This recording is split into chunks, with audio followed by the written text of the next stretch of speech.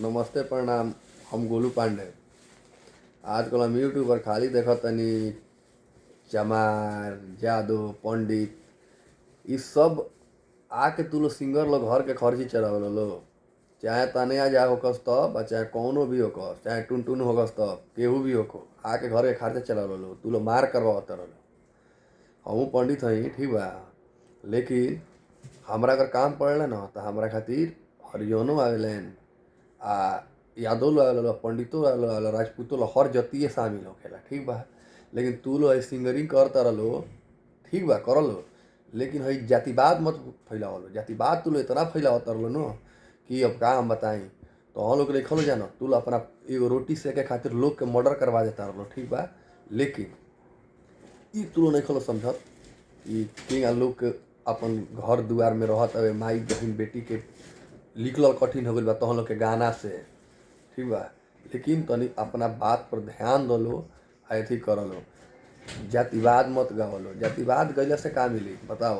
तार जातिवाद करब एबरा हमरा खातिर जादव पंडित राजपूत जितना बड़न चमार पासवान जितना लोग बा सब लोग आवता हमनी के हेल्प करेला। चाहे हमनी के उनकरा में जानी या उ लोग हमनी में। लेकिन तू लोग जातिवाद के नाम पर न एगो बड़का पेड़ बो देले बड़ा लोग ठीक बा।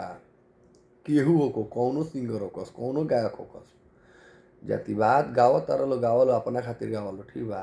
लेकिन लाइव आके हई वो तने जा बिया ई कुछ भी बोलती है तने जा ये तने जा के हम कहत तनी कि सुधर जा ठीक बा। तार लगे बहुत आदमी बा, बहुत पैरवी बा, तार लगे पता बा। तू कहत हमार कौनो ना उखाड़ पाई, हई कर दी हऊ कर दिए। सुना, जातिवाद मत करो, लाइव आके गरियाव लेकिन जात के नाम लेके ना ठीक बा। तू बहुत उल्टा सीधा बोलता रू। अच्छा टुनटुन लाल यादव भइले इहो बहुत कुछ उल्टा सीधा करता रहन। इ लोग जातिवाद के नाम पर बड़का फंदा वालो ठीक बा। एकरा खातिर हम का कही, हम तो कुछ कह नहीं सकत। हम कोनो आदमी फेमस नहीं थी आ ना हम कहे चाहते हैं। लेकिन हम जब फेसबुक चालू करते हैं, इंस्टाग्राम चालू करते हैं, यूट्यूब चालू करते हैं, ट्विटर चालू करते हैं, तब ये मिलता है। तो ये खातिर हम कहते नहीं तनी अपना जबान पर लगाम दलो ना तो तू लो सोची हलो तो काम सोची पूरा पब्लिक तो हम लोग एक दिन मारी दौड़ा दौड़ा के रास्ता ठीक बा। इतने बोले ज़्यादा ना बोले। नमस्ते प्रणाम।